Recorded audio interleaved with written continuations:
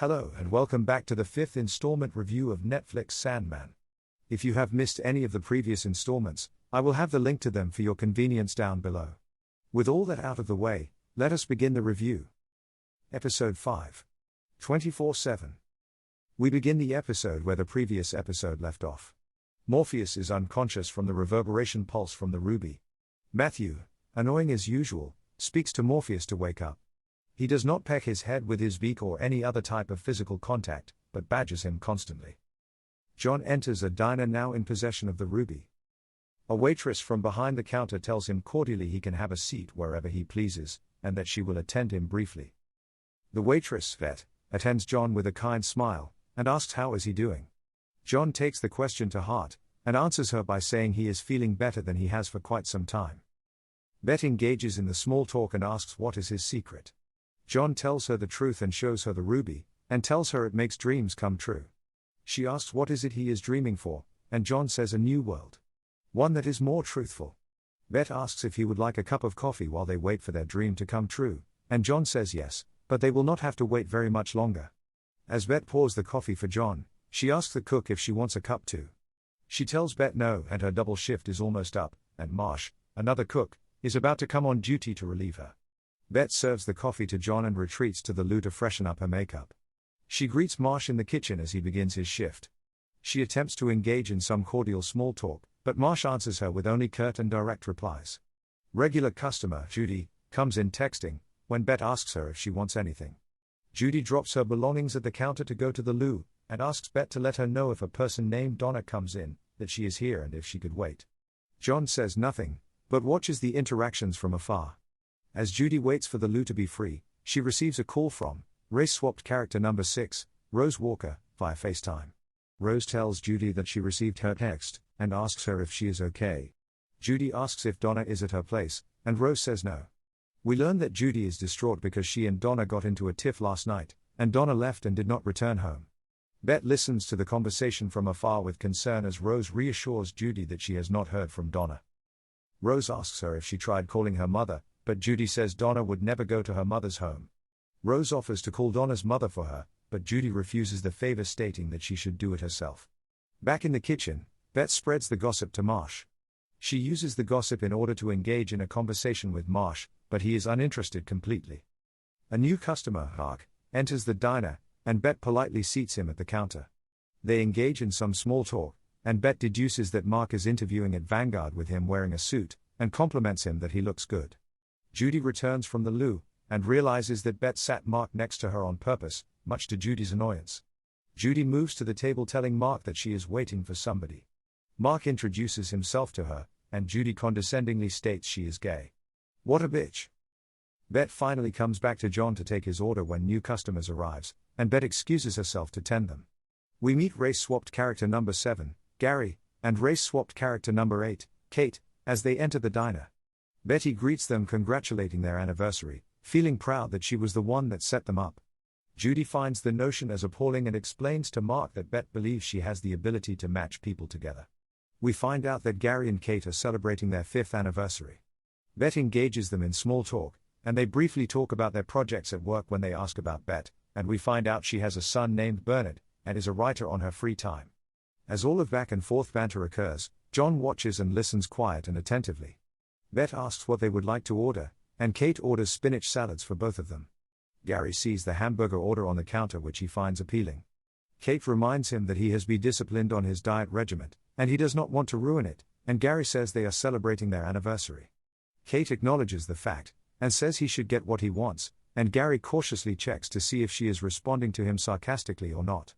John watches on, eager to know his answer, and Gary orders the salad. Judy and Mark discuss his upcoming interview, and Judy reassures him that he will get the job.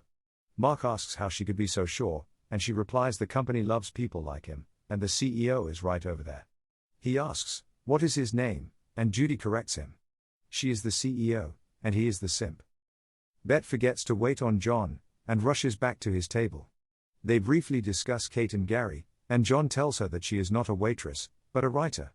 She tells him she is a waitress that writes, and her stories all have happy endings. John says that is because she knows when to stop writing. If she continued her stories, they will all end up in death. Anyway, Bet asks him for his order, calling him handsome, and John asks if she really believes she thinks he is handsome, and activates the ruby. Like taking truth serum, Bet tells him the truth, and she said it because she wanted John to like her. John says he does, but he likes the truthful version more. Bet agrees, and John continues that a truthful world, a better world, begins with them. Kate and Gary are having a quiet discussion together about their relationship, which grows heated. Bet brings their order to them, and delivers the hamburger dish to Gary. Kate tells Bet that they did not order it, and Bet apologizes, but Gary is fine with it.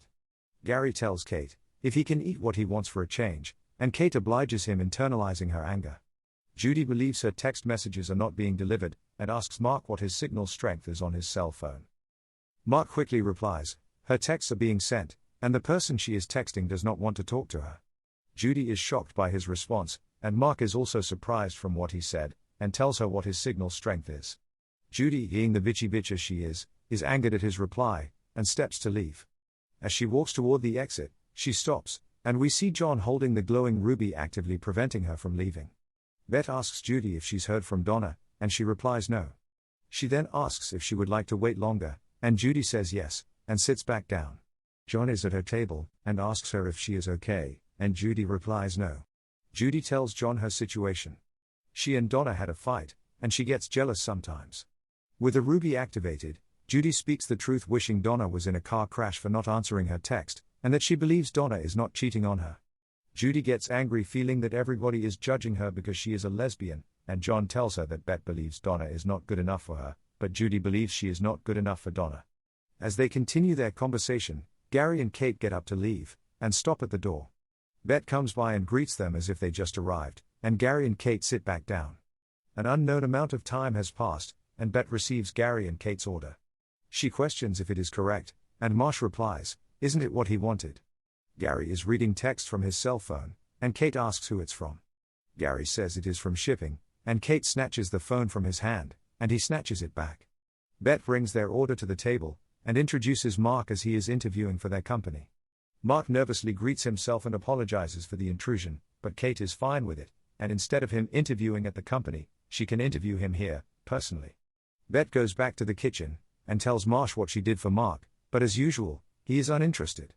This time, Bet presses him politely, and offers him a date after work with dinner at her place. Marsh asks if Bernard is going to be there, and Bet says probably, and tells Marsh that he likes him, and he speaks more often when he is around. Bet continues and tells Marsh after dinner, they can both retire to the bedroom. Marsh tells Bet that he does not believe that is a good idea, and Beth asks why. He tells her that he is not interested in her, and she is just lonely. She asks why does he come over then, and Marsh says because he likes eating dinner with her and Bernard, and he does not have to cook. Also he says, after she has fallen asleep, he goes to his son's room to bang him. After a few more details, Bet storms out of the kitchen. Now that all of the players have all been introduced, let us discuss the characters a little more. Bet the waitress is a cheerful and optimistic person, looking to bring out the good side of people. Judy is a brooding lesbian that just had a bad fight with her girlfriend Donna that might cause them to break up. Mark is a young white beta male incel. What else is new? Kate is a successful corporate CEO, and clearly is the alpha in her marriage to Gary. And Gary is a beta male simp. Again, what else is new? Last but not least, there is Marsh, the grumpy white male and sexual deviant. With so few characters highlighted all in a single location, it truly shows the absolute lack of subtlety of the woke narrative. What do we see? What are the common threads? All the female characters exude positive qualities, while the male characters are all negative. Bet is kind and friendly. Judy is tough and independent. Kate is confident and successful. Now look at the men. Mark is weak and insecure. Gary is passive and unassertive. Marsh is grumpy and deviant. And of course John. He is evil and a psychopath. There is no woke feminist agenda here. It is just a coincidence that the female characters exude positive qualities, while the men, that representation of the patriarchy, all have negative qualities. And of course, the source material will prove this, as the show is only following what has already been written. However, it does not. Marsh is not a sexual deviant, as Bet does not have a son at all. The secret is they have been having an affair while Marsh's wife was still alive. The secret with Kate is she had a bout of necrophilia in her younger years, and that experience in her mind could never be topped by Gary, or any person alive. Gary is an infidelious husband, and Kate is aware of it with a secret wish of killing him for his actions. As the title stated, the diner is open and never closes. The entire story takes place over a 24-hour period. Instead of getting into the details, let me just summarize the second act. John uses the ruby to fiddle with the customers, and chaos ensues in the world per the reports heard from the telly. John finally causes all of the customers to kill each other or themselves, and Morpheus finally appears. Just for context, this episode is an amalgamation of issues 6 and 7. One issue is devoted entirely to the customers in the diner, and the latter is devoted to the battle between Morpheus and John Dee. In the episode, Morpheus appears around the 40-minute mark, meaning an entire issue worth of source material was condensed down to 10 minutes on screen. Pathetic. So what is omitted? The chaos in the world is omitted. We get glimpses of reported chaos from the news on the telly. That is the extent the show offers. They give us an implied sense of chaos on a world level, but we never experience it. Thus, we do not get the sense of just how powerful the ruby is, and in essence just how powerful a being Morpheus actually is. Once again, I acknowledge the budgetary constraints the show may have had in including these scenes of mayhem. However, the show could have better conveyed the mayhem and destruction to have been a worldly catastrophic event. All we got to see was chaos in a rinky-dink diner. Fucking hell. Anyway, let us finish the review. Morpheus finally enters the diner after all of the customers are dead. John greets him, and realizes he's the Sandman his mother has told him about. Morpheus demands him to return the ruby, and it is harming him as well as the waking world. John tells him he is revealing the truth, and Morpheus disagrees, showing him the true nature of people. John says it is a lie, and Morpheus tells him it is the dreams people have that give them aspirations in life. Without dreams, they only get death. Let me stop it for a moment. This is a good thought. So why did not the show utilize its time to show this in depth, rather than just give us a 30 seconds exposition dump? That is piss-poor storytelling, and piss-poor episode time management. You blew it. You could have walked him backwards and not fucking blown it, but you blew it. Anyway, let me continue. John threatens to kill Morpheus, and he will become the new Dream Lord, and Morpheus says if he is going to battle him, then they will do so in the realm of dreams. John finds himself in front of Roderick Burgess's home. He enters and hears a person's voice and follows it. He eventually finds the voice's mother when she was young, and she badgers him that he was useless until he realizes she is just a dream. He finds himself in the rubbled interior of Morpheus's palace, and he uses the ruby to destroy it even further. Morpheus appears and tells him to stop, but John does not heed his instructions. John turns the power of the ruby on Morpheus, attacking him, and Morpheus withers in its power. John continues using the ruby as he steps closer and closer until he expends all the power of the ruby on Morpheus. The ruby shatters in John's hand, and everything surrounding him has vanished. John says he killed Morpheus and he's won. However, we see that John is standing on the palm of Morpheus's hand. Morpheus thanks John for releasing all the power in the ruby, allowing him to reabsorb it back into himself. John asks if he is going to kill him, and Morpheus says he can, but does not, saying that he was corrupted by the ruby. Morpheus returns him back the prison or hospital, and leaves. Outside, Morpheus stands on an empty street with Matthew amid debris lie around from the destruction that occurred. Morpheus says he will begin repairing the waking world and the dreaming realm, but tonight the world will sleep.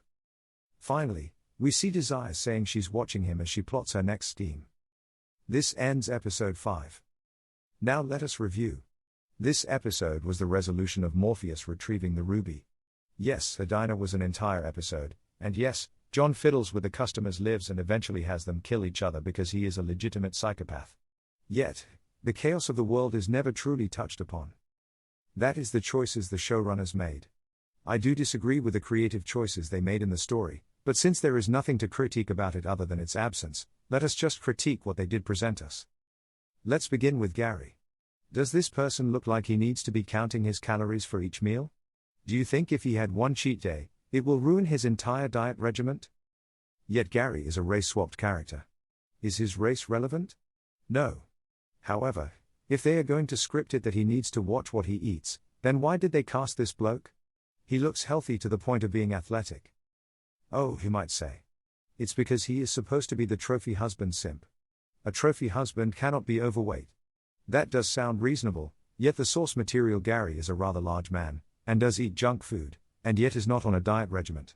Thus, Why introduce athletic Gary needing to count calories? Does that make sense? No. Next, let us look at Kate. She brings home the bacon in the household, and her simp husband only has a job because she gave him one. Is this a possibility in reality? Yes. In this instance, is it plausible? As it is known, men are visual, which is why men value physical looks higher than women when it comes to attraction. How much of a simp is Gary, if he is going to marry a person that looks like this? Ask yourself truthfully. Can a person that looks like Gary find a bird that is more physically attractive than Kate? The answer is obvious. And given that obvious answer, how dependent and insecure is Gary to feel the need he cannot better himself on his own, and find a wife that he could truly feel love for? Once again, the showrunners could have casted anybody else in the role of Kate, and yet, this is the person they settle on. Does she look like a domineering bitch? Yes. Was that the look they were going for in the character? Perhaps. However, given the casting of Gary, and the script for them, I find the relationship to be highly implausible. Also, to add a nitpick to the scenario, they are celebrating their 5th anniversary. As successful as she is, why are they celebrating it in some greasy diner? If they have plans to celebrate it later that night at some fancy restaurant, they could have easily tossed in a line stating that. Yet, they did not. Now, let us look at Marsh, the grumpy white sexual deviant. The deviance is not source material, and Bet does not have a son. All of this was added by the showrunners. Do you find it strange that Marsh was not race-swapped? How convenient he was not. Per the source material, the sexual deviant was Kate. How convenient they left out the fact that she banged a corpse, and by doing so, it ruined her sexual experiences permanently. In sports, the term cherry-picking is not a positive trait. The showrunners cherry-picking what they like and what they dislike from the source material, and then rearranging it to fit their woke narrative has been blatantly obvious. Rather than being faithful to the source material, the showrunners are shamelessly blasphemous. Recapping Morpheus reacquiring his tools, it took 1 issue to reacquire his pouch, 1 issue to reacquire his helm, and 2 issues to reacquire his ruby. Clearly, Neil Gaiman wanted to show just how powerful the ruby was among the other tools, and what it was capable of. Also, he showed just how much of a psychopath John Dee is and why he is a patient at Arkham Asylum. There is a reason why the showrunners fail to adhere to the source material. They do not want to show Morpheus, a white male, as a strong and capable person as he is a representation of the patriarchy. Does not that leave the question as to why they wanted to do the show in the first place? Was it because they knew they would be allowed to make these changes? If so, whose fault is that? Let us assign a grade to the episode. Without source material, it gets a 5. I would not know about the race-swapped characters, but without the source material at all, the show is woke, which would only make me wonder if the wokeness came from the source material or not. With the source material, it gets a 1. Missing is all the detail of chaos in the world. All the added nuances to the story blatantly propagates a woke narrative. The only thing I can say is it is completely unacceptable. This concludes the review for episode 5. Thank you for watching, and I hope to see you in the next installment. Until then, have a nice day, and take care.